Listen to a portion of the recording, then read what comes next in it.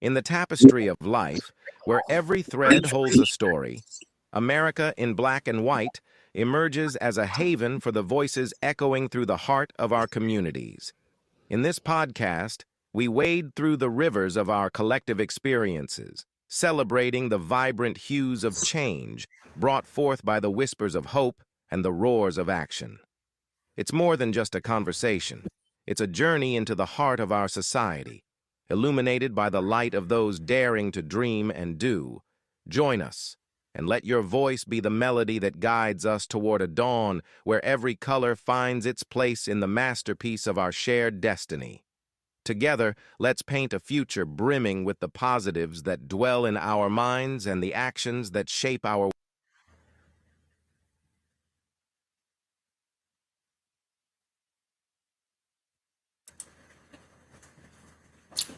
Good evening, ladies and gentlemen, and welcome to another episode of America in Black and White.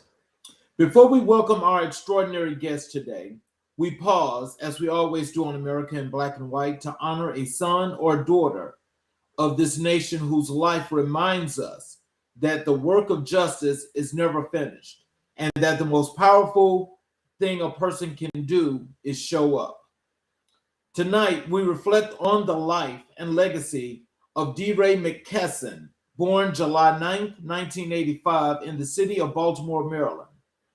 Born into a city that shaped him, challenged him, and ultimately called him back to serve Baltimore was not just a place on a map for D. Ray. It was the crucible that forged his conscience and the canvas upon which he would one day help paint a vision of what this country would become. From those early years in Baltimore, something was already forming in him, a deep, unshakable sense of responsibility to the people around him and a refusal to look away from injustice, even when looking away would have been easier. D. Ray McKesson went on to earn a degree in government and legal studies from Bowdoin College in 2007, where he also served as student body president, a role that foreshadowed the kind of community leadership that would define his life's work. From Bowdoin, he stepped into a classroom in East New York, Brooklyn, as a sixth grade math teacher through Teach for America. That classroom, full of young people that the world had already begun to overlook, planted seeds of justice deep within him. He carried those seeds into his subsequent work with the Harlem Children's Zone and into the administrative and talent development roles with Baltimore City Public Schools and Minneapolis Public Schools, where he ultimately rose to serve as Chief of Human Capital for Baltimore City Public Schools, stewarding the talent and workforce strategy for an entire urban school system. These were not just professional milestones. They were years spent learning the architecture of broken systems from the inside and asking every single day how to make them whole. Then in the summer of 2014, the killing of Michael Brown in Ferguson, Missouri, changed everything, not just for D. Ray, but for a generation. He went to Ferguson, he stayed, he live streamed, he organized. He put his body, his voice, and his platform on the line at a moment when silence felt complicit. He was present in Baltimore when Freddie Gray's death ignited his own city. He was live streaming from a protest in Baton Rouge in 2016 when he was arrested, charges that were later dropped. And through all of it, he never stopped building. Alongside Janetta Elzie, Brittany Packett, and Samuel Sengwe, D. Ray co-founded Campaign Zero, a landmark data-driven policy platform designed to end police violence and dismantle mass incarceration with the precision of research and the urgency of love. As the executive director of Campaign Zero, he continues that work today. He is also the author of On the Other Side of Freedom, The Case for Hope, a member, that is a memoir that is both it's a personal testimony and political manifesto.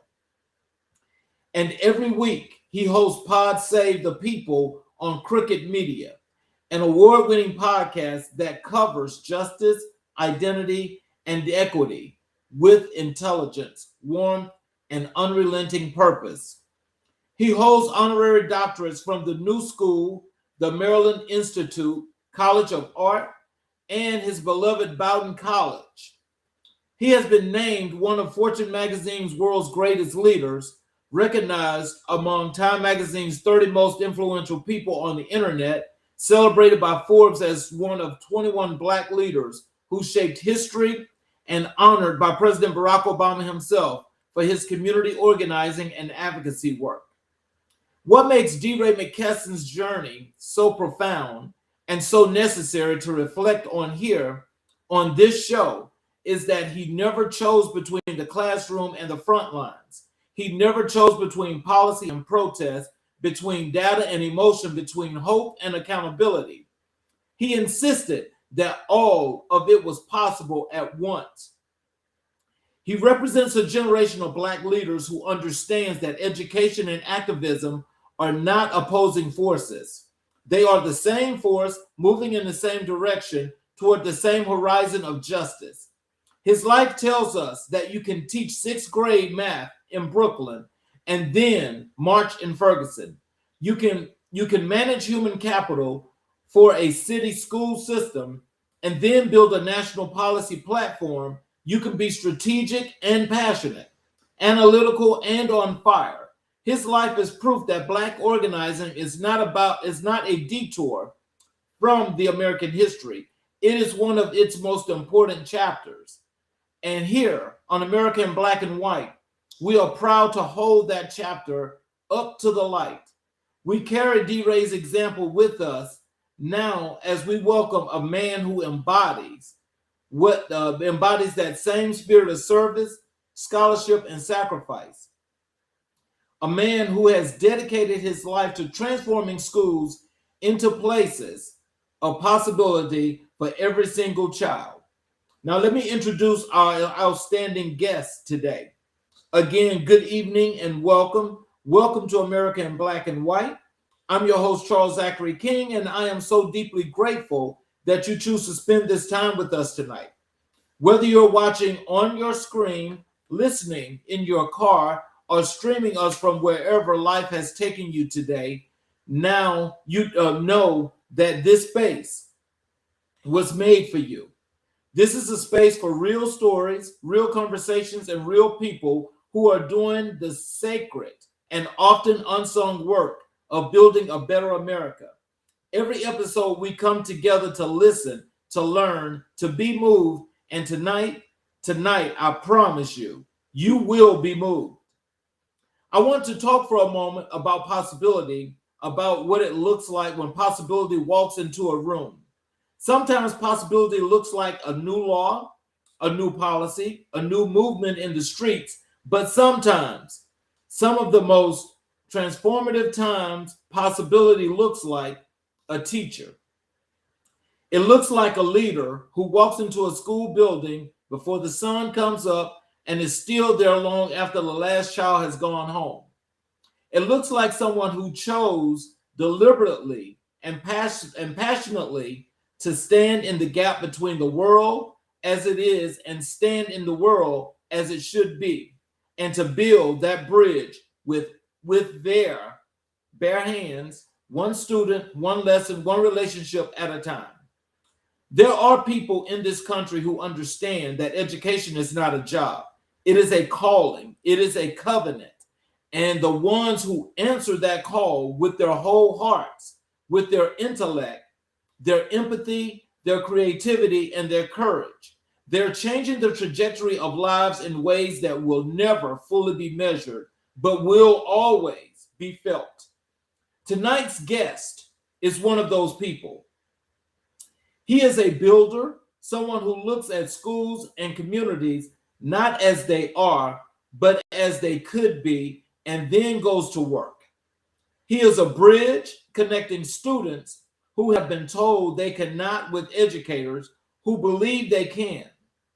He is an advocate, someone who does not wait for the system to get it right, but who pushes, challenges, and transforms from within.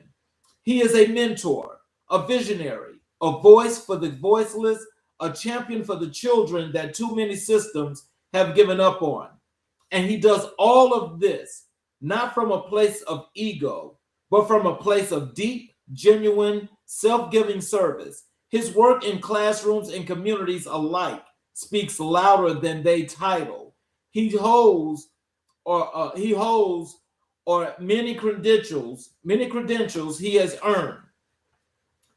Though those credentials are remarkable, and we will hear about them tonight, he is the living embodiment of what it means to lead with love. This conversation is going to go deep.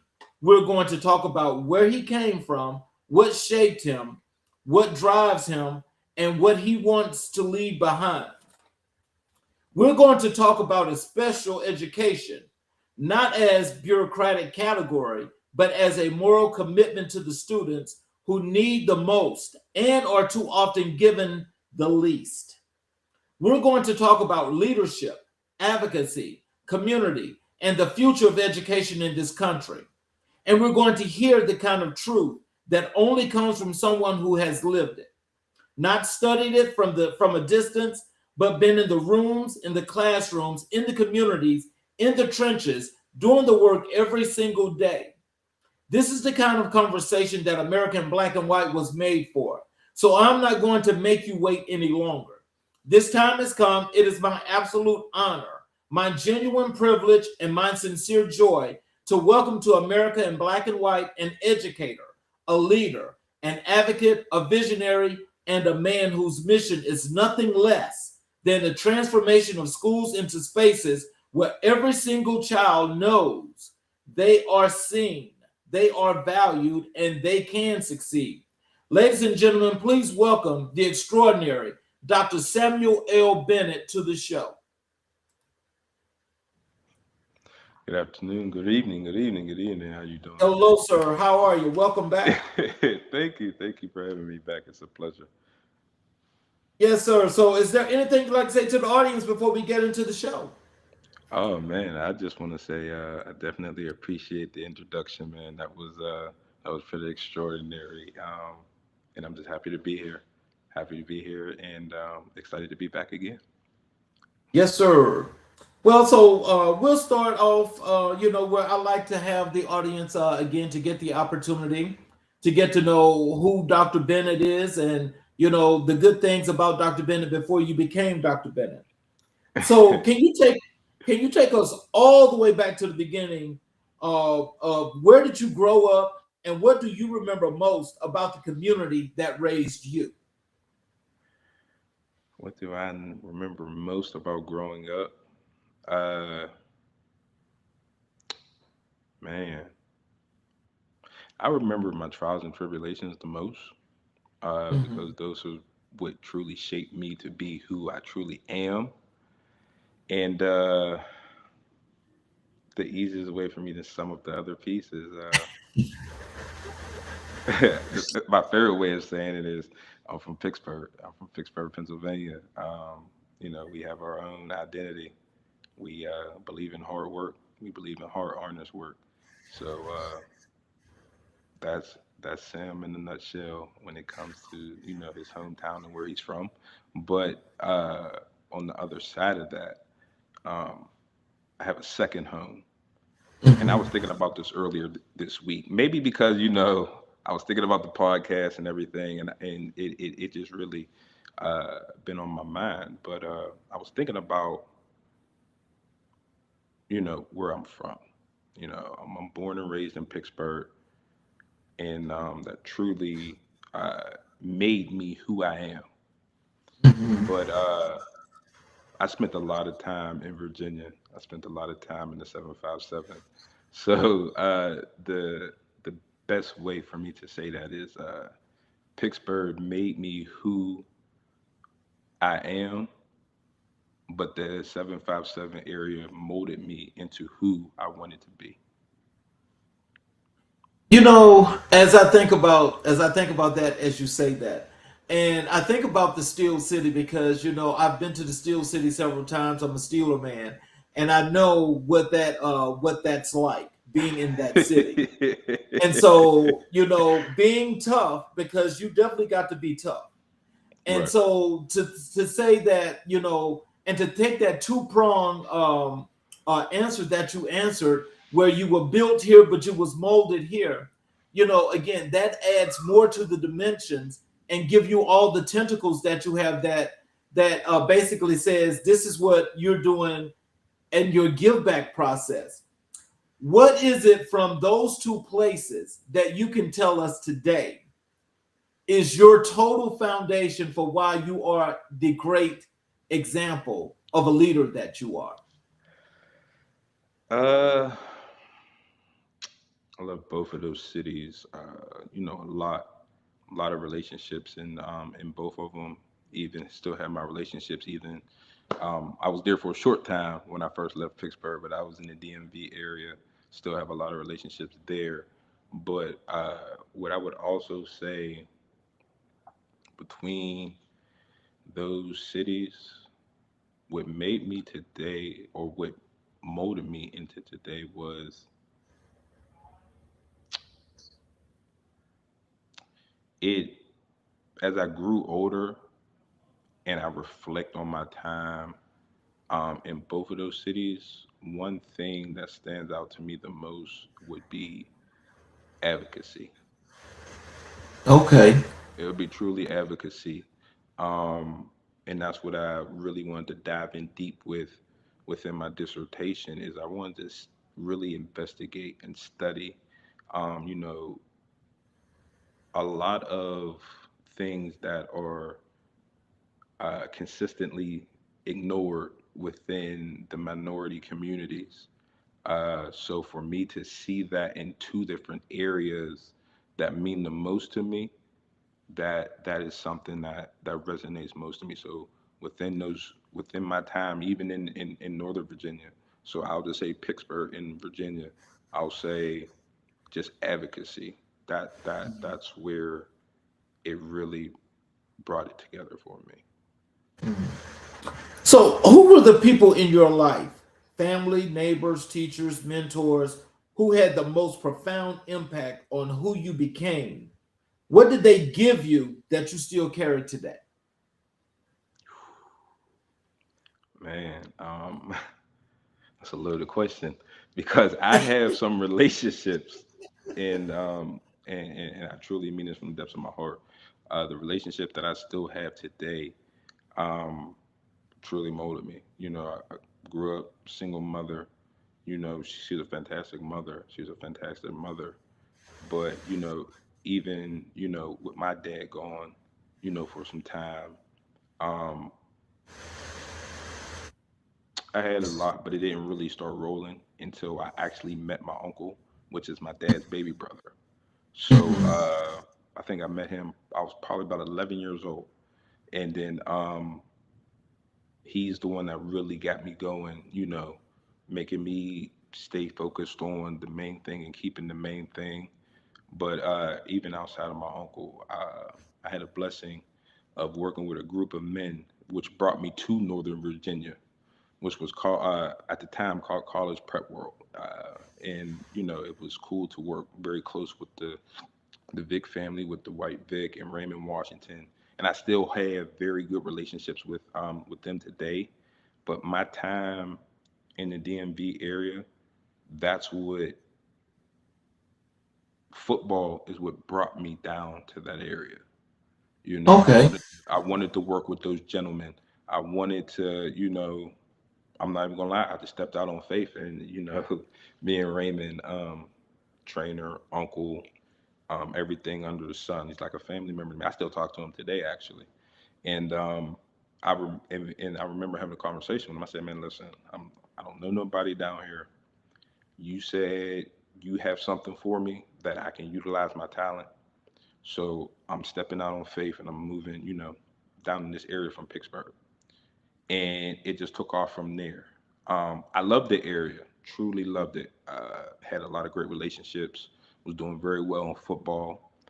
Unfortunately, my time was cut short because my mom had taken a job down in the 757 area. So that's what brought me down to Hampton High School. And man, I had a time there. And even with me being in the 757 area, um, the team that I was working with in Northern Virginia, they just followed me. And, I would come up north sometimes, come down south sometimes, but they, followed me, still kept me going in the right direction. But when I was down there, I met a lot of great people that I still talk to today. Uh, but one that really, really hit home for me in the 757 area was my head coach, Coach Jeff Nelson. I think I talked to him maybe about a month or so ago, so we still stay in touch. But what really stuck out to me with him is he seen me as more than just an athlete because the 757 is very rich with athletes. So Yes, it is. he seen me more than an athlete, but what actually, stood out is the help that he lended me and my mom and my little sister, to help us find a home and stuff like that. So I can't, play for him in that team. And along that journey from going to school and stuff from there, the relationships molded me. So I'll say within the Virginias, the relationships is what really was most impactful to me, and I still hold those, till today because they're very valuable. They're just not like when I say I just talk to them, I mean I'm not just like text message or a quick phone call. When we talk, we talk, and even when we got to do some adjusting and life skills, uh, workouts. If I'm doing something wrong and we have those type of conversations very very frequently. So I'll say the relationships is what it is for me because they still keep me going till this day. And I met all of them. I think when I first moved out of Pittsburgh, I was probably 15, 16 years old. Describe the young Samuel Bennett before the degrees, before the titles. What kind of kid were you, and what did you dream about? I mean, I think I was a normal kid.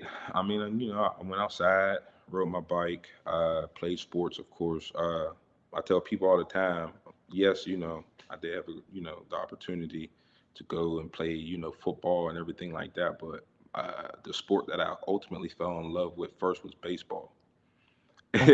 And I say that all the Okay. time. I was like, man, I wish I would have kept playing baseball. Not saying, I would change my time with playing football, but I was like, man, I actually miss playing baseball. So, stuff like that, I did as a kid. Pretty much, about it. Always been a Steeler fan, from birth. So no matter where I would be in Pittsburgh, Virginia, Punta Cana, or Mexico, I'm watching the Steelers. So Okay. that's never changed. But that's just young Sam. I just played, and I was a gamer as a kid. I grew out of that more, as football and training, took off. But what did I dream about the most as a kid? Uh, to be honest with you, I think having a family is what I dreamed about the most. Um, because I didn't know what it looked like, didn't know how everything was going to unravel. Just wanted to see how that was going. But I think I would say I probably dreamed about the type of family I wanted to be, type of husband I wanted to be, stuff like that. I was always told I was always ahead of my years, and I was always thinking about things that other people typically don't think about for their age. So that would probably be it. So, were there moments in your childhood or early years where you felt like the world had underestimated you, or where you witnessed others being overlooked? How did those moments shape your perspective? Uh, you mean from like from a younger age or from now? Younger age. So from a younger age, Uh, I didn't like it.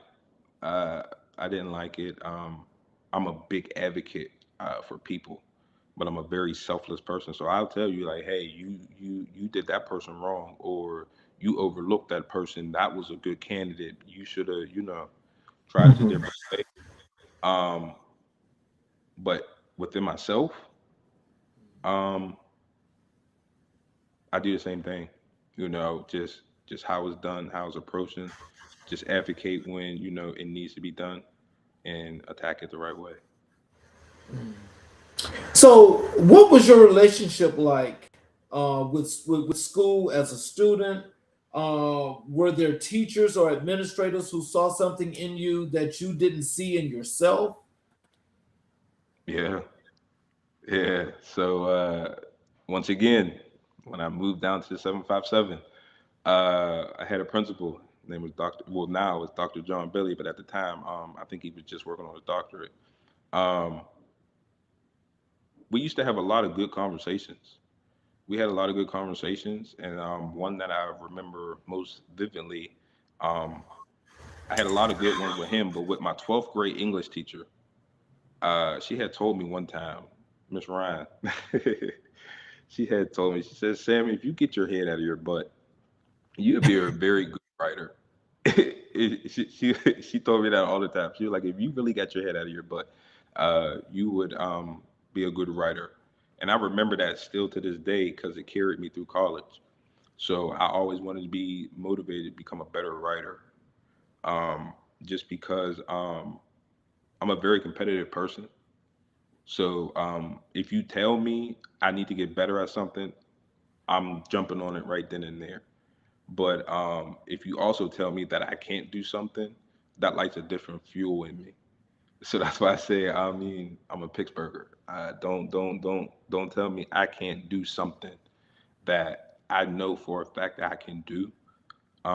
I know situations and opportunities are different, but I pride myself on being a thinker. So, talk to us about a defining moment, a crossroads, a challenge, a turning point that redirected the course of your life. Tell us what happened and how did it change you? Oh man, my senior year undergrad football game on Saturday. I think we're probably the third or fourth game into the season. I completely break my forearm. Oh, So yeah, I have two plates and 12 screws in my arm, but that that was probably one of the lowest points of my life, and I learned so much about life and people in that moment because I seen a lot of people turn their backs on me when I broke my arm. Uh, but it brought me so much closer to the ones that I needed to be around, and I still have those relationships still to this day. But me breaking my arm was a complete eye opener. I had to completely learn how to use my left arm again, and it taught me the power of patience. Uh, it taught me how to think outside of the box. It taught me how to be very intentional in everything that I do. So breaking my arm in college, it I think that was the biggest eye opener in my life. I'll say that. so what role did faith, spirituality, or your sense of higher purpose play in your upbringing and in the choices you have made as an adult? Can you say that one more time? I'm sorry. What role did faith, spirituality, or your sense of higher purpose play in your upbringing and in the choices you have made as an adult? I think my upbringing, I grew up in the inner city of Pittsburgh. Definitely was the farthest thing from rich. My mom did, everything that she could possibly do as a parent. Um, but I just didn't know in Pittsburgh. I'm just being honest with you. I didn't know what I wanted to do. I didn't know what my purpose was. I didn't know, you. I just did not know. So when I went to Virginia, that was a big step for me because it completely changed my life. So that's where I say I stepped out on faith there because I was comfortable in Pittsburgh. And it wasn't, I moved to Virginia, didn't like it, moved to Pittsburgh, and I had to, like, I was that person. I couldn't stay away. But it was the best decision for me. But when I went down to Virginia, that's where I found my calling. That's when I found my purpose, in life. So through those relationships that we previously were speaking of, they were the ones who helped construct me and put me together into who I am today. And sometimes I laugh. I'm like, I wouldn't have thought about this a million years ago, but this is where God needed me to be. I feel like this is my calling. Um, I'm good at it, and I really enjoy people and their development. Let's move over to the classroom, and let's talk a little bit about your work as an educator. Can you tell us when and how did you know that education was your calling? Was there a specific moment when something clicked and you understood that this was your path? How did that work? Uh, I didn't really know at the time, to be honest with you. I think I got into education and teaching just so I can coach. If you want me to be honest with you. So that was there. So I didn't really know. But when I got in and I started working in the special education department, that's when I was like, this is my calling. This is where I like to be. Um, and that's what solidified like this is this is what I want to do. And as I progressed through my time and being in different settings, different states, and seeing the how everything was so like it varied. Everything was just different in so many different ways. But one thing that stood out to most was yes, the leaves may be different, but the cores were the same. There still were the same problem, no matter where I was.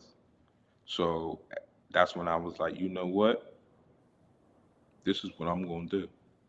I'm going to advocate for people and their development within education, whether if it's on the academic side or if it's on the athletic side. But at the end of the day, the whole purpose is for them to be developed and for them to be impactful within the community.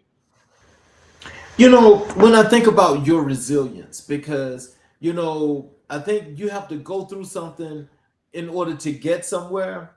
And I think you embody more than that, especially when it comes to the challenges of first getting into education. Can you tell us how did you manage to bring that together, in order to become such a great classroom leader and have your students to fall under your tutelage and be so great? Uh, I just like to lead authentically. I kind of, to be honest with you, sometimes I forget I have my doctorate degree. Yeah, I kind of, not kind of, I do. I lead with my heart, with everything. That's just the person that I am. So, for everyone, I don't want to say fall in line, but I feel like that's the main reason why they gravitate toward me because I'm genuine in everything that I do.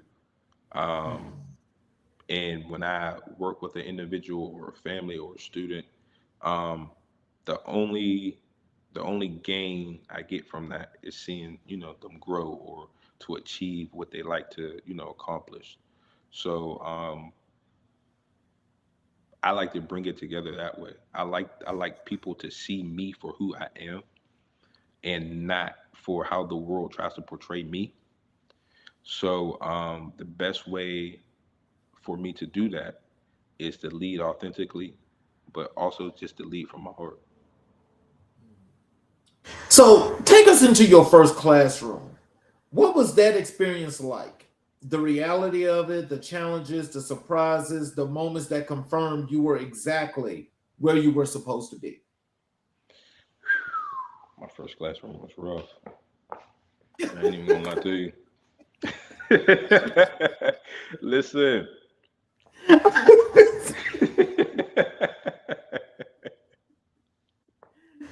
Listen.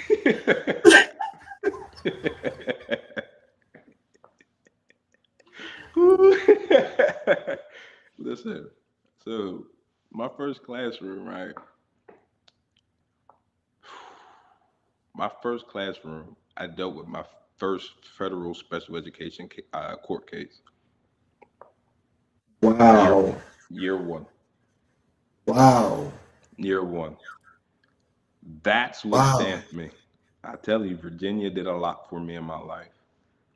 That's what stamped me as a special education educator. That moment right there. And then to find out the purpose behind it, Hmm. that's what lit a fire under me that's still burning 10 years later. That So situation. is so did that give you purpose? Did that give you meaning?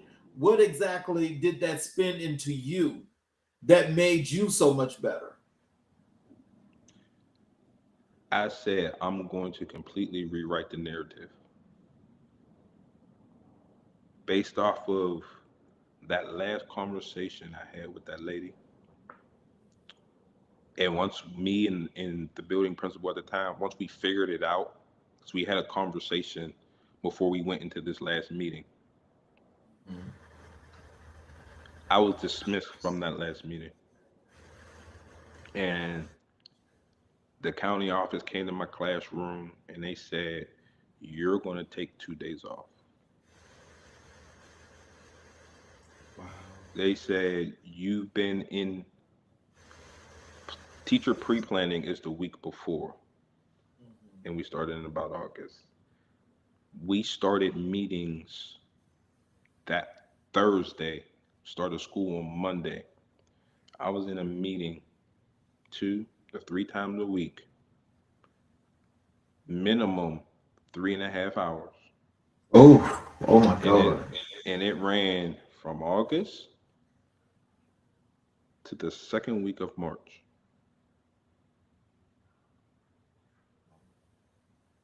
Ooh, did that take a toll on you? It destroyed me. It destroyed me. And then it even got to a point to where even my wife had to tell me, and we still talk about it till this day. She says, "You will not do any work at home."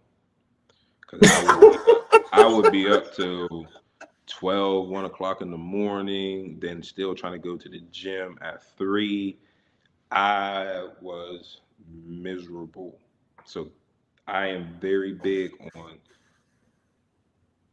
sticking straight to that. Like sometimes you got to work from home, and when we have to do that, we have to do that. But that 12, 1 o'clock stuff, no, because that situation that I went through there, it didn't just give me purpose. I said, I'm going to completely rewrite this narrative and I'm going as far as I can possibly go. And I said, then no one's going to stop me. I'm going to get there no matter what I got to do to get it, but I'm going to get it. So you chose special education as your professional foundation, a deliberate choice to serve students who are most often overlooked by the system. Tell us about that choice. What drew you to special education specifically? I had a situation where I had came down to Virginia from Pittsburgh to see my mom.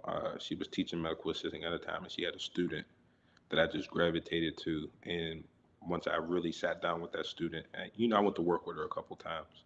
So I would sit down with that student and I said, okay, I figured it out. That's where I said, okay, I, okay, I like this. Like, let's see, where I can go with this. And then as I grew older, I have a cousin, um, God rest his soul, he was autistic. Um, that that's where his death was like, okay. this is where, I really, really, really need to be. And then that situation, my first year, that's what completely changed me. Like that's when I said, this is what I'm gonna do. So, what do you believe are the most dangerous misconceptions that the general public and even a lot of educators hold about students with disabilities and diverse learning needs? They think that they cannot learn and they think they are not smart. Now, I call that an oxymoron. How can Mhm. you be a teacher and or an instructor and make that kind of statement? Because I'll sit here and I've dealt with situations where people be like, oh, that student can't learn. Oh, that student can't learn. Oh, that student can't learn. No, the student can learn. You just got to understand how they learn. So, and that takes a lot of, meetings, practice. That's a whole separate conversation. But they can learn. It may not be traditionally, but they can learn. And there's different ways and different strategies to evaluate that and to still get to the same end goal. There's a lot of ways. And when I say, yeah, they can learn. They can learn. And when I say they are smart, once you really understand a student with special needs, and you know how they communicate, you know how they talk, things of that sort, they're very smart. They just can't articulate it the same way. So it comes off as if everyone's like, oh, they can't learn because the verbiage might be the same or, the lesson might look different. But if you understand it through their lens, they're very smart. You know how everyone say, autistic students are very smart, but they're not really seen that way because the way that their body is being adjusted to a disability. You might have a student where they're like, oh, they're not they're physical, they can't do this. I'm like, no, she's hitting you hard because she has sensory issues. So she doesn't know that she's hitting you that hard. To her, you just said, hey, you have to tap my shoulder. She tapped your shoulder. But you totally negated the fact that she tapped your shoulder because you felt like it was too hard. But you also got to understand she has sensory issues. So there's a lot of ways to really unfold that onion. So for me, it kind of it kind of burns me out when they say, "Oh, they can't learn because they can't." Oh, that that student has a disability, so they're not smart. No, they are. They just learn differently than you. Dr. Bennett, when I hear you say that, I wish that a lot of teachers or instructors, that when they're teaching classes, especially with, it doesn't matter if it's a kid with disabilities or just a regular class, that if they really took the time tonight to, as you say, to really understand the students, but also to learn how to differentiate between each student. I think that would make so much of a difference. Mhm. But when we think about education today, why do you think we have so many of these teachers, instructors that are like they're like just all over the place? And a lot of it's not good for the education system. Why do you think that's so? Uh, I feel like we have gotten away from teaching and focusing too much on the business aspect of it. There's not a lot of love in the schoolhouse anymore. Everything is systematic. Hurry up, go to class on time, don't talk, don't move, just sit there. So, it's different. So for me, um,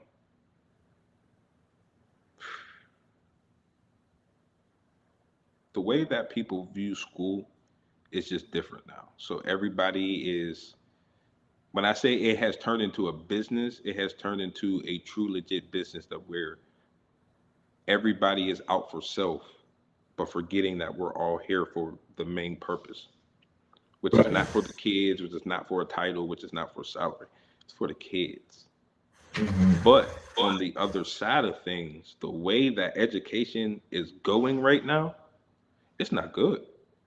And you could see it in every building. Like If 10 people are saying the same thing, it has to be true. So who's going to be the person that really investigate the truth? What's really going on? Who's taking the time to even see what's going on in their building? Because as a business, as long as you're checking off all the boxes, who cares about everything and everybody else? Mm. That point is taken because I think that's like an obvious thing. Yeah, so like now it's not about the love, it's about a number. It's not about the love, it's about the number. And now the kids are seeing it. And kids are going to be kids. So as long as kids are being kids and they don't have clear routines, clear structures, and it's being scaffolded the same way for them to learn it, adjust to it, then it's the same. But also, I'll say the generation is just different That's because true too. now you don't have parents as partners anymore, and we need that. We don't have parents as partners anymore. So I remember me as a kid. You say, "Hey, I'm gonna call your mom." I tighten up. I You can tell know you, better. I know better. I got a couple. I can tell you a couple stories where they're like, "Yo, I'm gonna call your mom." They're like, "I'll call her for you." But you have that things going on in the generation, and I don't even blame that piece on the schoolhouse. I blame that as just the generation of at home because if you treat your parent a certain way, you don't care how you treat anybody else within the world. That's just the truth. So now we have that going on, and we also have within this generation, we also have younger teachers. So now you have young parents with older kids coming into the schoolhouse where they have teachers 25, 26, some are 30, some are freshly, freshly in the game. And because these students are at home talking to their moms any type of way, things of that sort, what do you think they're going to present to you in the schoolhouse to a person, if you want to be technical, because of how the things are going, they really don't have to answer to them. So I think it's a lot of ways to peel that onion, and it's definitely a sharp sword.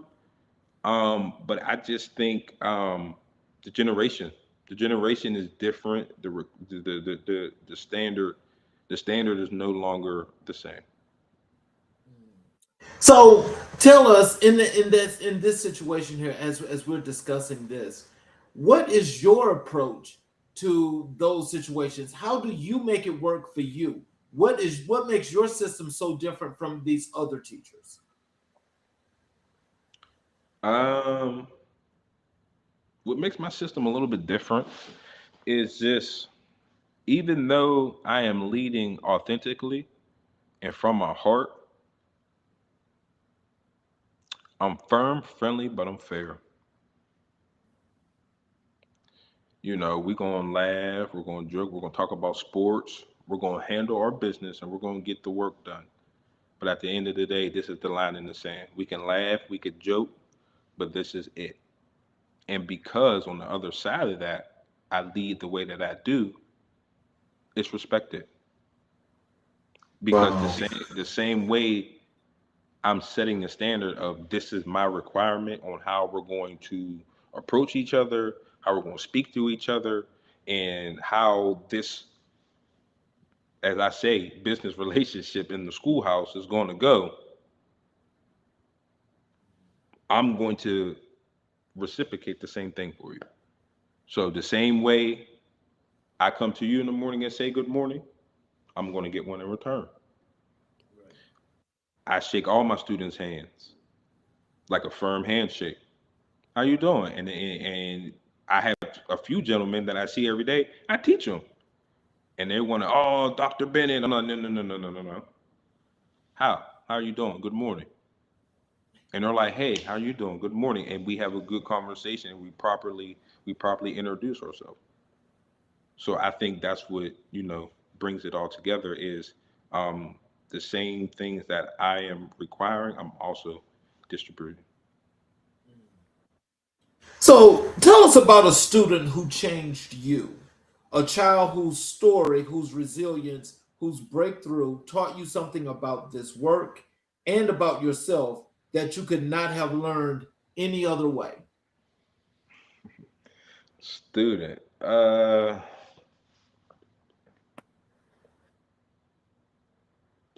You want to know what's funny? I have a Mm. student, and she wrote me a note one day in class, and she just poured out her heart, how much she respects me, how much she appreciates how I always ask her how she's doing because she said she never told me the truth. She always told me she was fine and things of that sort. And then, the girl was like, sometimes I go to sleep and I cry at night because I feel like I can't say this and I don't know how to, maneuver here. And because she was one of my students, I knew her academic difficulties as well. So I said, okay, this is what, I have to do. But at the same time, I've carried that note in my backpack for probably about 6 years now. And occasionally, I'll be cleaning out my backpack and I'll come across it and I always look at it and I'm like,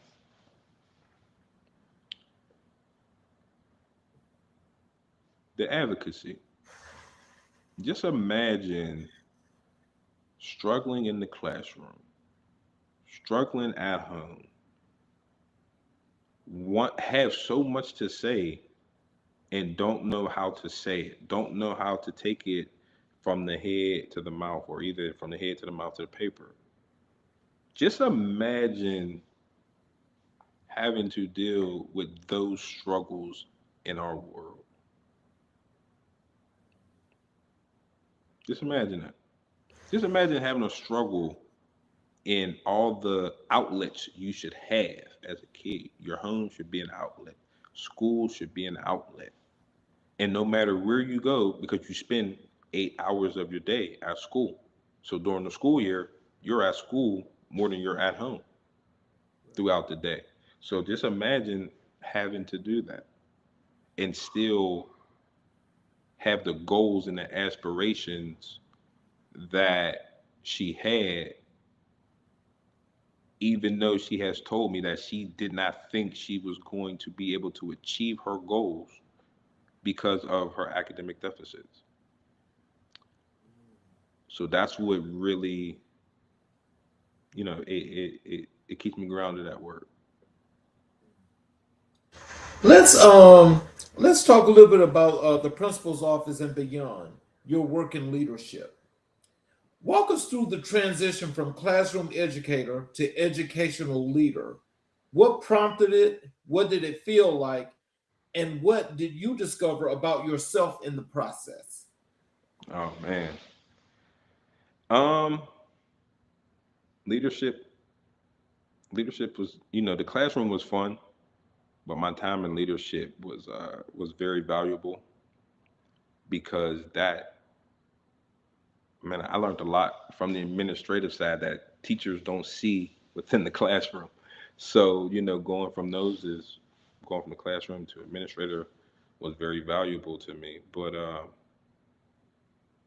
being an administrator was probably the most impactful because I had to learn on the fly. uh, the gentleman who got me into leadership, I still talk to him today, and a lot of things that he taught me, I was able to still carry with me that I still use today. And I had said something one time, and he was moving. As an administrator, you really don't get the chance to sit still at work. You're usually on your feet. And he had asked me a question, and I gave it back to him, and he answered it like as he was walking past me. And he looked at me. He said, "Oh, Bennett, you ain't gonna be able to work for me if you." He was like, "Oh, Bennett, you ain't gonna be able to work for me if you think that's slow." I was like, "Okay." But as I grew in the leadership, I understand that now because everything has to be very precise and it has to be done quickly because there are possibly four administrators in a building that holds 1,000 plus students. Oh wow, that's a big school. Possibly, sometimes things work like that. When it all comes down to it, and I'm sure there's some structures, underneath to kind of support that. But just think about it. The people who make the final decisions in the building are the principal and the assistant principals. Let's say there's four of them. But the ultimate decision making comes down to the principal. So having to work really quick and have to lead with love and with your heart with every single student, granted, because there could be a million of them, we don't have that much time to sit with one, but you got to be on your toes 100% mentally in tune for every single student with a different situation coming from a different background.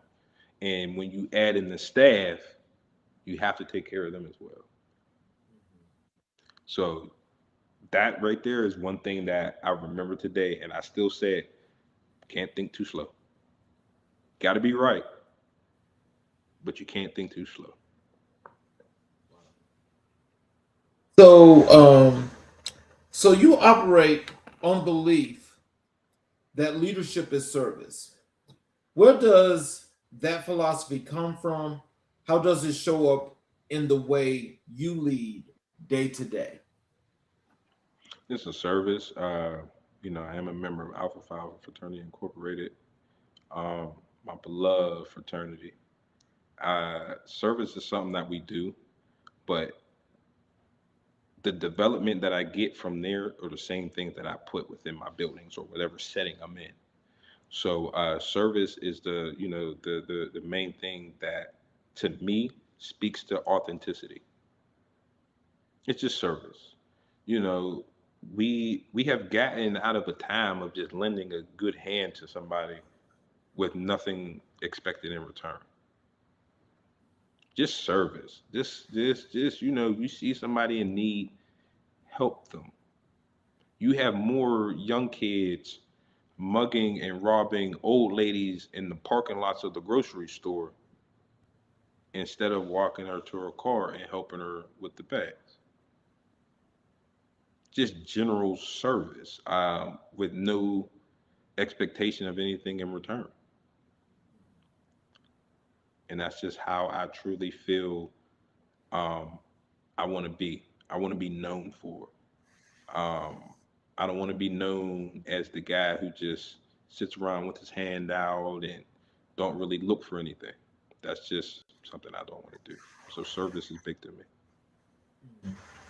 So, when it comes to your leadership, what does leadership mean to you, and how do you implement that leadership? What does leadership mean to me? Um, Leadership to me just means empowering people to do the things that they think they cannot achieve on their own. Giving them the different strategies, giving them different avenues, providing different opportunities for them to collaborate, for them to come together as a collective and realize that we cannot do this work by ourselves and we definitely need to be together. So, how do you build school culture?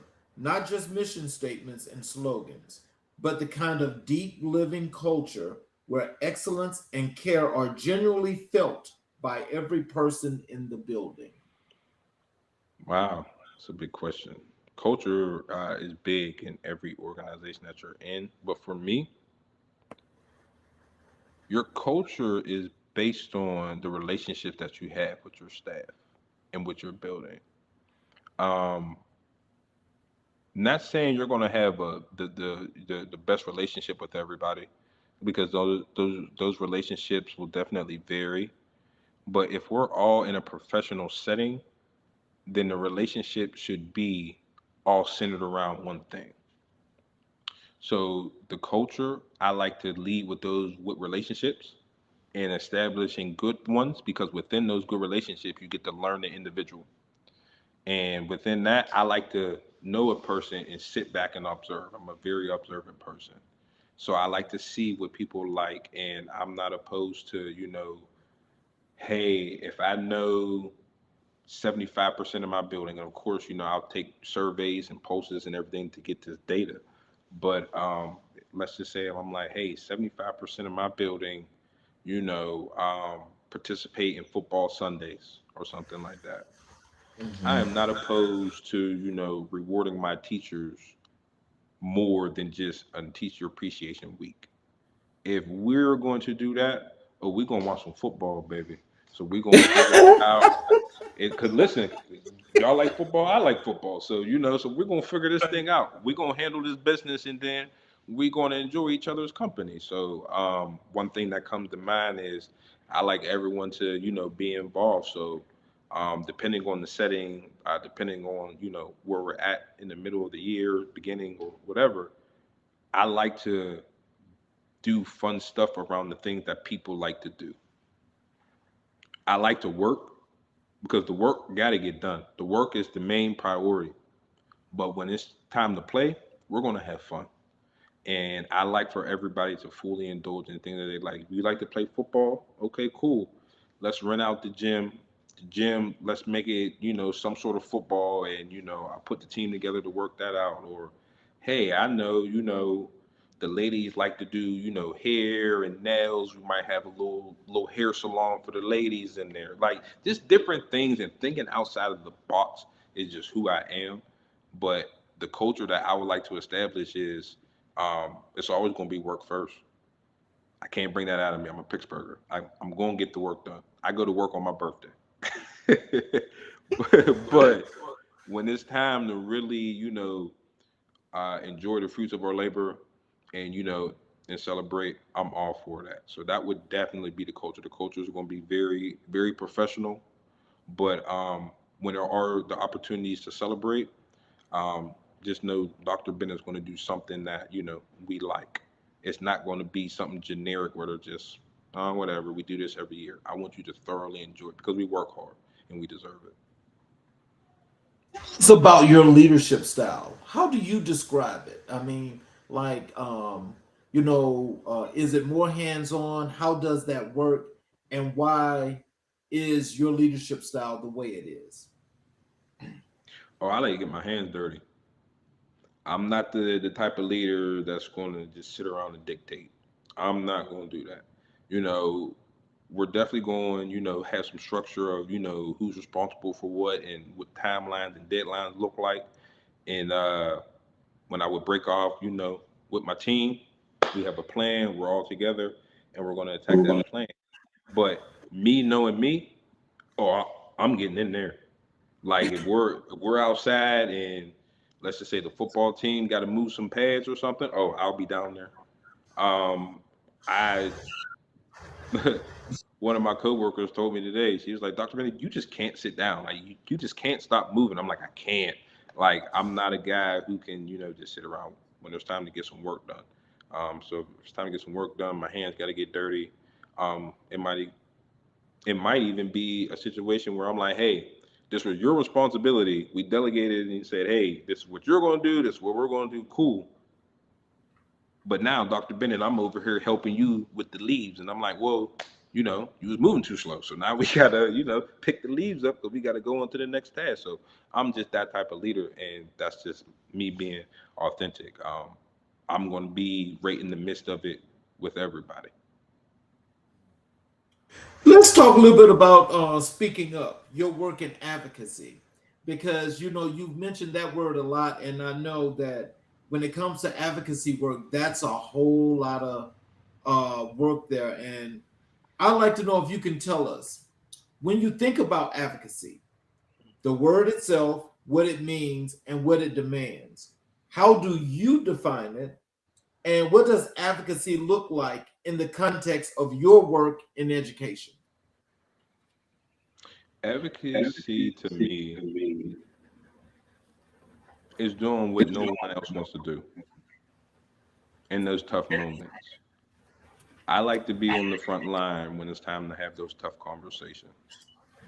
I like to, I'm not the person that's going to, shy away from, a tough conversation or anything like that, because you have to have them, and they're uncomfortable, but you don't grow when you're comfortable. So having those conversations mean the most to me.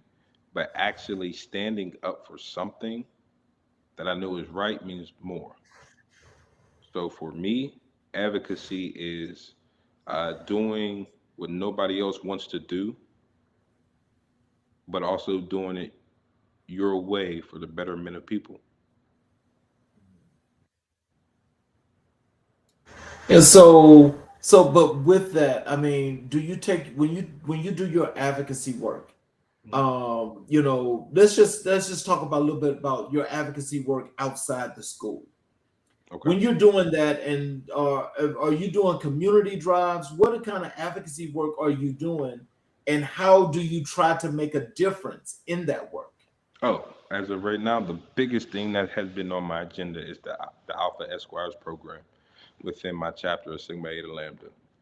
So within that program, oh, we do some advocacy, baby, because we have some gentlemen that we are fully developing into impactful young men within the world.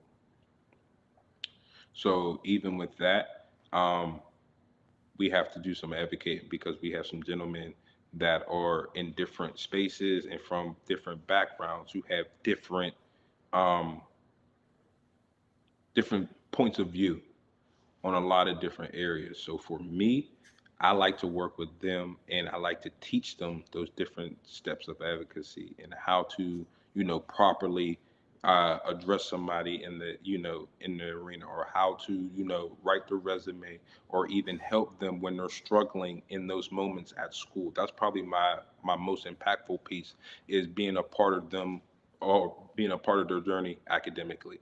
So working with their teachers and working with their counselors, helping them, gain scholarships, is was very important to me.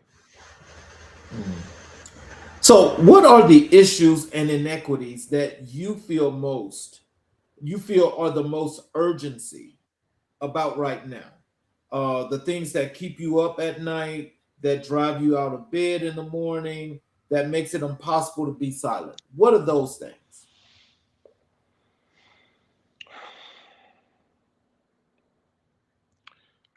I'm just going to be very transparent. The thing that really gets me going now is how a human or individual can be underestimated for the color of their skin. Mm.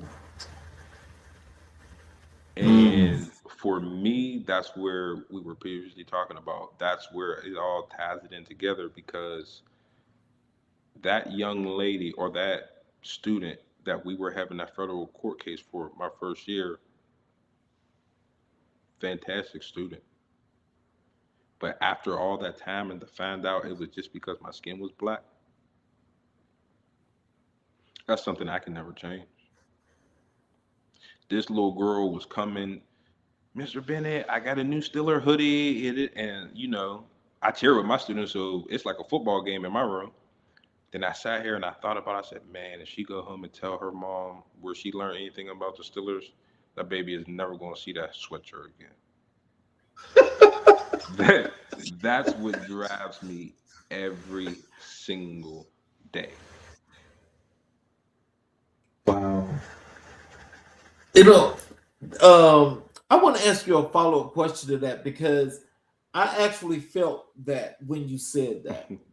And I no, seriously, I really did, because I know that especially in dealing with students, and situations like that can be very, very sensitive, and it also can be provocative in the wrong way. Right. So with situations like that, and if I hope that's the only time that you have actually had to deal with a situation like that. But in dealing with situations like that, how do you feel personally in learning and knowing those things? What makes you change, and how does that continue to make you tick? to be the excellent instructor that you are today? Or I feel like it's a slap in the face. Because there's nothing you can tell me I cannot do, and I'm gonna be okay with it. But Right. if you say I can't do it because I'm black, that's a different type of fire that you have lit under me. And for me, I had the opportunity of seeing some very impactful black educators who I feel like just did not get their true pat on the back that they deserve. So for me, um, just don't don't don't do that, because I'm a firm believer of, and I was raised like this, to where it's like it doesn't matter if you're black, white, purple, or green. We are still people at the end of the day.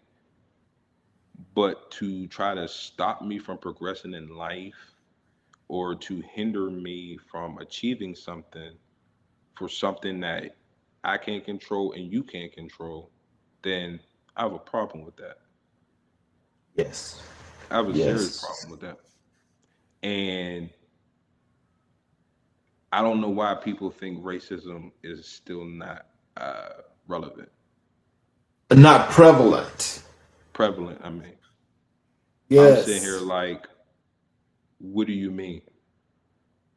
I'm like, it's like, are you seeing what's going on right in front of everybody and right here in our faces, or is everybody still paying attention to what they see on TikTok? So for me, no. So that's why I continue to wake up every day and lead the way that I do. I'm not perfect every day. I'm not. But even when I catch myself not upholding the standard, I get myself back together, or I take a minute to, adjust. But I definitely want to be the person that where everybody says, no matter what was going on, Dr. Bennett always was here. He never let anybody bring him down. So those situations that happened in my life is what drove me to be like, you know what? This is what I'm going to do, and I'm going to do it as unapologetically black as I could possibly be, while still holding my professionalism. Wow. So, with that being said, what is your motivation? My motivation for this work, or just my motivation in What's general? what's your motivation? Losing.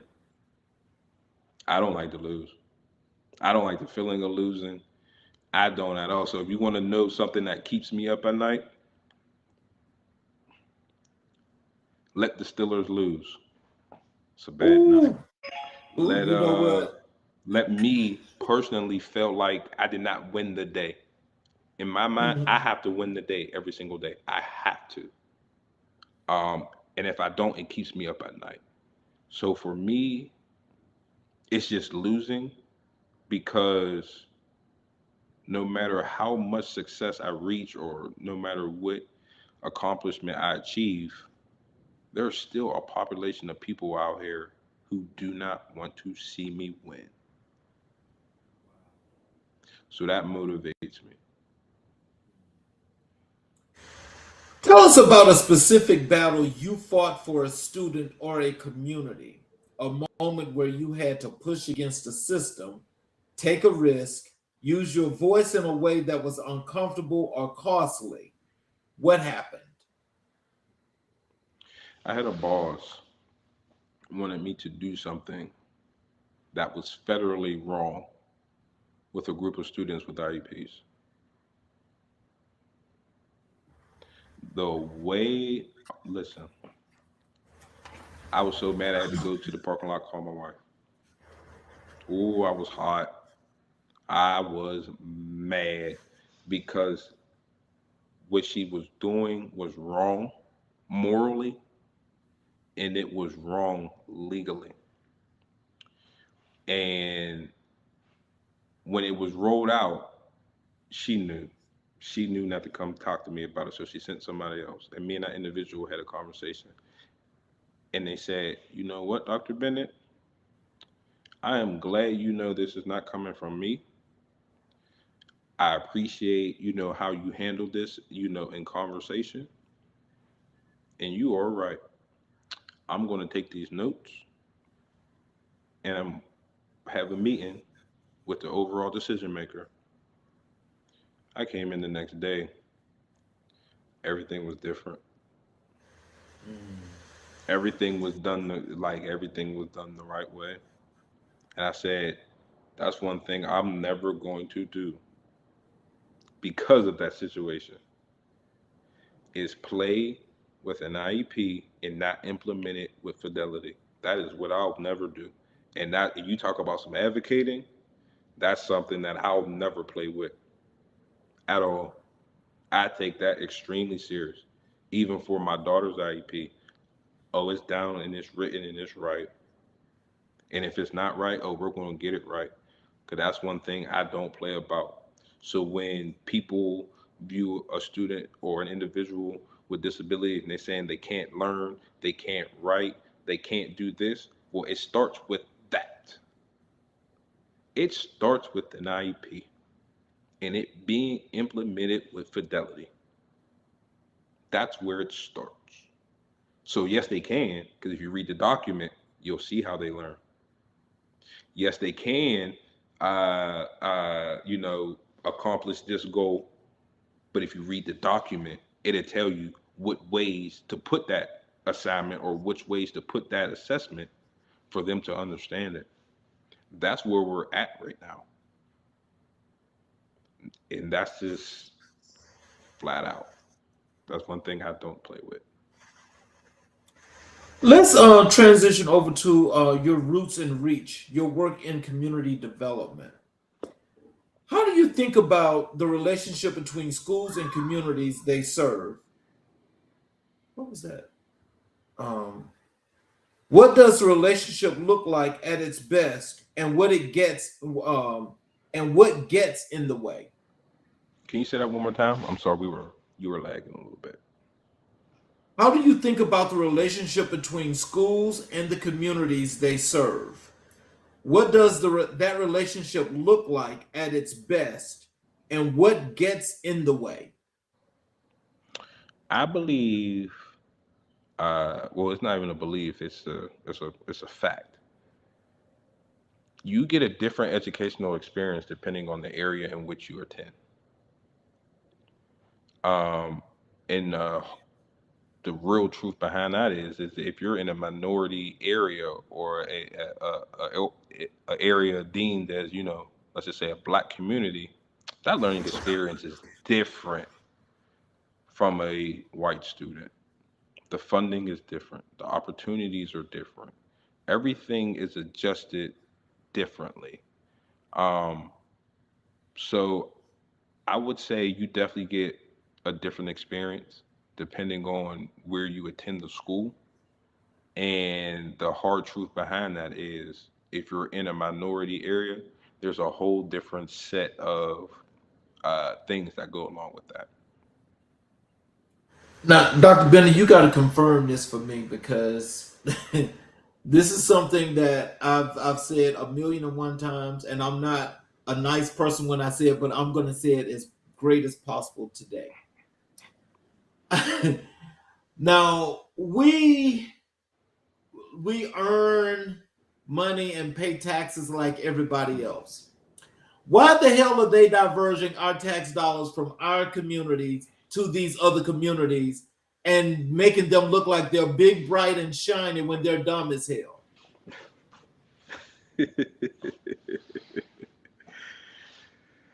Because we are in a space now where the true identity of the United States has been revealed.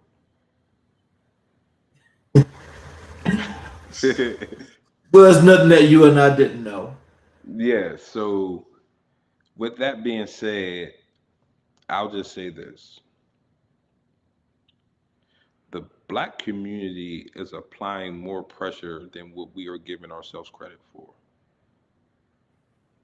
Because why? We have more people speaking up. We have more people advocating. We have more people, let's just say, climbing the ladder. Okay.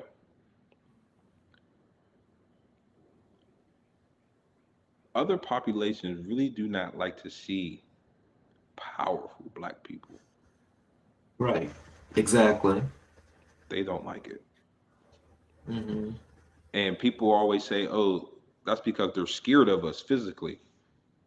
No, they're just scared of us, period. Because not every black man and black woman has a good physical build.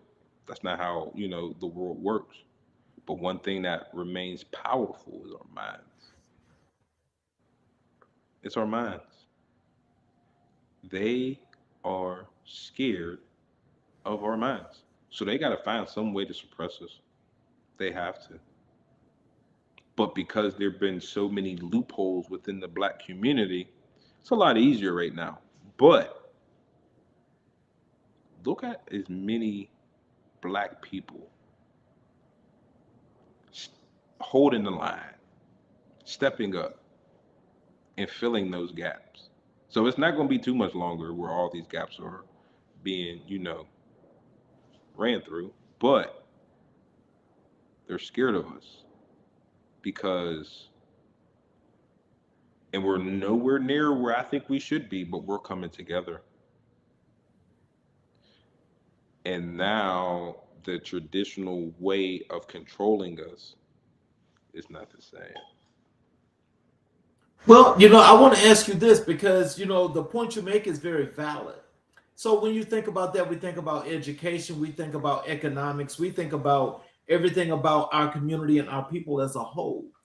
And we have great professionals like yourself and other educational people that have come to the show that have a lot to display. And what you show is that, you know, these curriculums, these things that they want to do is all wrong. It's wrong. And you try to make it about as best as possible to stay within their system. So, besides the plants that they put in our areas, that are gladly thinking that they got something going by being a plant. How do we continue our community growth and strengthen our kids for education? We have to pivot. And I'll go back to what we were speaking about earlier. Remember, we were talking about, having young parents and young teachers and things of that sort. We have to pivot because we do not live in the same time that even I grew up in where there was guidance. There's no more guidance. No more at all. There's no more developing. It's more so I'm just going to be a parent until 18. And however that looks is how that looks. And then you're off and you're going, there's no more guidance. There's no more guidance. So I feel like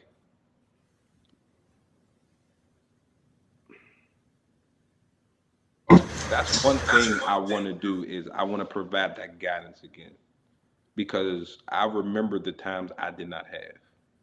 And without them, I would not be there. So I feel like that's what's changing and we're all coming together. It's the proper guidance. So let's talk about your work beyond the school building in neighborhoods, with families, with churches, and community organizations. What does that community facing dimension of your work look like? Uh, what does it look like? Yes, sir. I think for me, what it looks like is it's going to be energetic, but it's going to be developmental. Um, Okay. I want to. I'm. I believe learning is continuous, and it needs to happen every day. And you can learn something from everybody. So for me, within the community, it just learn something. Let's put our brains together. Let's take a step forward. Let's do something different because what we have been doing no longer exists but we have the opportunity to rewrite what's coming. So let's Mm. focus on that. So let's focus on that. Let's focus on rewriting a story in a way that was most impactful, not just to get us through it. So I think having that type of approach is how I want to be in the communities and how I am in the communities, and just getting out there, being with the people. I like being out there, man. Like, don't like. There's not a dollar in the world that's going to change who I am. I like to go to the same barbershops. I like to go to the same stores. I like to go to this. Like, I like to be in the communities in which I'm trying to influence. I like to see what they speak about. I like to be on the ground and in the soil of their experiences. So I like to be in the midst of it, you know. So that's just me. So if I'm in the community and things that I'm working to do, that's what I'm doing. That's how I'm approaching everything. Oh wow. So, are there specific programs, initiatives, or partnerships you have helped build or been a part of that represent your vision of what schools and communities can accomplish together? Can you say that last part one more time? Are there specific programs, initiatives, or partnerships you have helped build or been a part of that represents your vision of what schools and communities can accomplish together? Oh yeah, absolutely. So for me, the most recent one is within the Alpha Esquires program, our mentoring program, we were able to establish a partnership with the local homeless shelter, and within that, we provide meals to the community. So that was very vital to me because I was able to not just show the gentlemen or the young men how to properly cook a meal, but how to properly engage with people from a different background. So just being in that work and helping and developing not just the ones in need, but the ones that are forthcoming.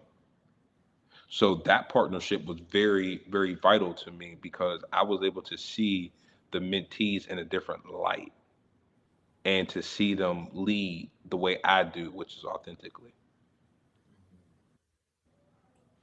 So, what do you believe schools owe to the communities they are embedded in?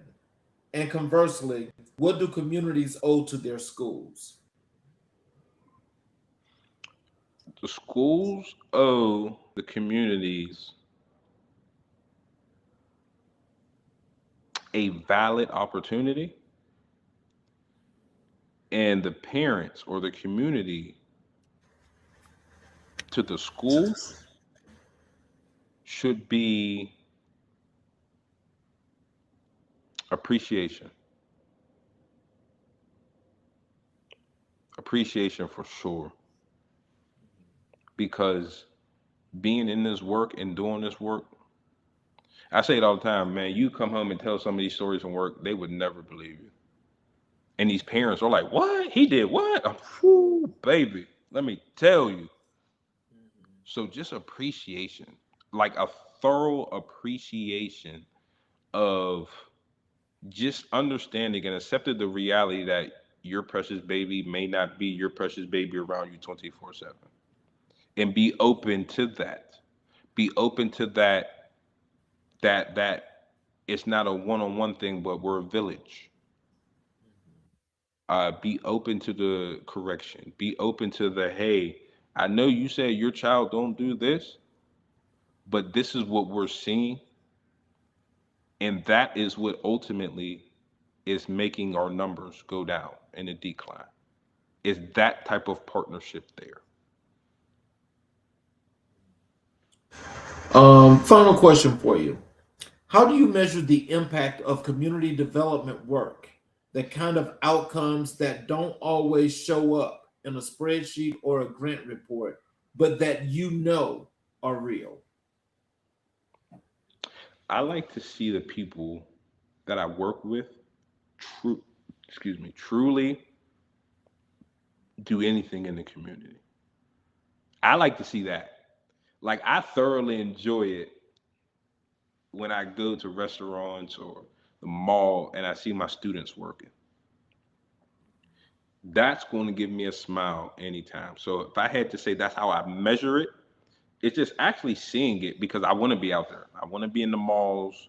I'm not the one who's always going to be out in the shadows. I like to be where I'm making an impact.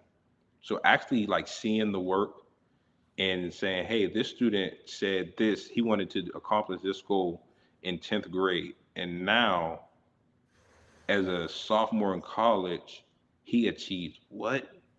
I love that. I love staying intertwined with people. So for me, I can never look at it collectively and say, hey, 60% of who I worked with, to me, never. Because everybody's not going to be on that winning side. And I had to accept that early. Everyone's not going to be on that winning side. But when you do come across one that is winning, celebrate them. Boost them up, and do what you can for them. Because being from where I'm from and being an educated black man in America, I've seen it and currently dealing with it. So seeing them actually win means the most to me. And it could be one person, it could be two. As long as I say, hey, I just had the opportunity to know you, I don't care about everything else. I seen you. That's it. I seen you. I see you doing well. I remember when I taught you when you were in 10th grade, or I remember when, whatever. I love that. Not even like love it like in public, but when I see them doing what they said they wanted to do, or on that journey of getting there, I thoroughly love that. I really do. And that's where I want to stay connected with everybody. And I try my best, but unfortunately, that's unrealistic. But when I'm out in the public and I see students or just see people in general doing something constructive, that means the world to me. So, in closing, what are some words of wisdom and encouragement you'd like to leave for our audience? How they can connect with you via social media, your websites, anything that you'd like for them to know? Well, I'm on Facebook. It's just Sam Bennett on Facebook. I'm on LinkedIn as well, and Dr. Samuel Bennett. My Instagram is Dr. Enforcer. It's my line name. But those are the platforms that I use the most. But and I'm posting content, all type of leadership stuff on my social media. Those come out all the time, workouts and everything come out. I actually be getting a lot of requests to do a day in the life. So I'm thinking about doing that. I think I'm gonna give them what they're asking for, doing a day in the life, just so they can see it. Because people really don't think I get up at 3:30 in the morning. But I thought that when you first started posting that, I was laughing. I was laughing.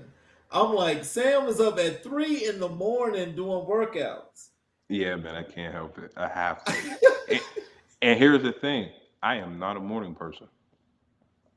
I'm not. Mm. I can't get it together when I first get up.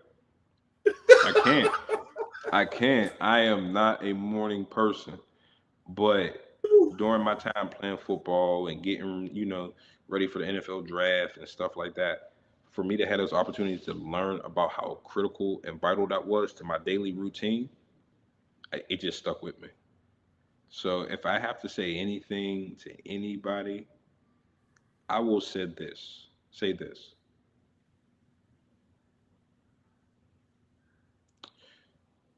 You can go as far as you would like to go in life. There's nothing in this world you can't accomplish. If you put your mind to it, you can. But always remember this: there are two things you can never change and you can never adjust. You can't change tomorrow and you can't adjust yesterday.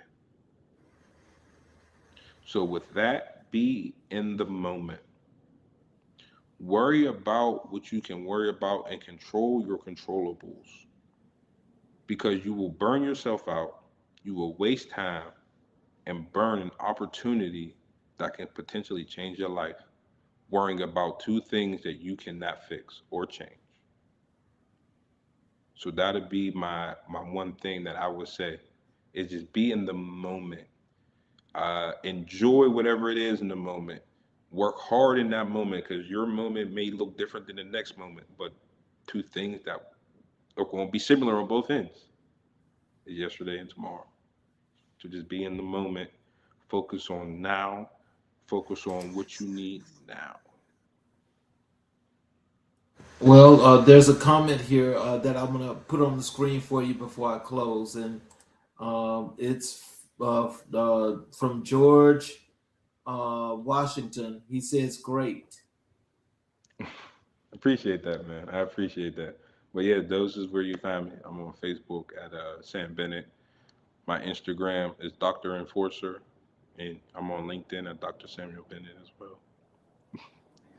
So before I close, I have a closing monologue that I'm going to do to close the show. Do you have a few minutes to stick around? Absolutely. Okay. So for those of you that are watching on all of our channels, especially our YouTube channels, if you have not subscribed and enabled all notifications, I ask if you could please support us by doing so. It will allow you to get each and every show live as we broadcast. You're also able to go back and watch every episode of all the great content that our leaders that have come here are leaving behind to help to grow and develop our communities. So in closing, we have just experienced something special today. I want you to sit with that for a moment, just hold it wherever you are right now, because conversations like this one with people like Dr. Samuel L. Bennett do not come along every day. What we heard tonight was not just a professional biography, it was a testimony to what life looks like when it's fully given over something larger than oneself, when someone decides early and irrevocably that their gifts exist not for their own comfort or advancement, but for the children, the communities, and the futures that depend on them. We heard about service as a way of being. We heard about excellence as an act of love. And we heard about the kind of hope that is not naive or passive, but fierce, disciplined, and unrelenting. I want to speak directly to everyone listening right now who is in the work, the teachers, the counselors, the principals, the paraprofessionals, the coaches, the community workers, everyone who shows up every single day for children, often without recognition, often without adequate resources, often in the face of systems that are slower to change than your students need them to be. What Dr. Bennett reminded us today is that your work is not small. Your work is not ordinary. To choose education, to truly choose it, to give it your whole self, and the way Dr. Bennett has, is an act of resistance, of love, and of hope. Every lesson plan that centers a child who has been overlooked, every relationship that tells a student, I see you, every door that is held open because you refuse to let the system close it, that is America at its best. That is what it looks like when we truly believe that all children deserve all the opportunity that this nation has to offer. Dr. Samuel Bennett, we thank you from the bottom of our hearts, from every family whose child has been transformed by educators who hold your values, from every teacher who has been mentored by a leader who sees their potential, from every community that is stronger because you choose to invest in it. We thank you. Your work is a gift. Your presence on this show today was an honor. And your mission to transform schools into spaces of possibility, purpose, and progress is one that America in black and white will always stand behind. We see you, we honor you, and we are grateful for everything you are building. And to everyone who joined us today, thank you. Thank you for being a part of the community, for believing in the power of real stories, real people, and real conversation. If this episode moved you, inspired you, challenged you, or gave you something to carry forward, please share it. Share it with a teacher, share it with a parent, share it with a young person who needs to hear that their future is worth fighting for. You can find America in Black and White on YouTube, Apple Podcasts, Spotify, and wherever you listen to podcasts. Subscribe so you never miss an episode. Leave us a review. It means the world to us, and it helps more people find this show and come back because we're just getting started.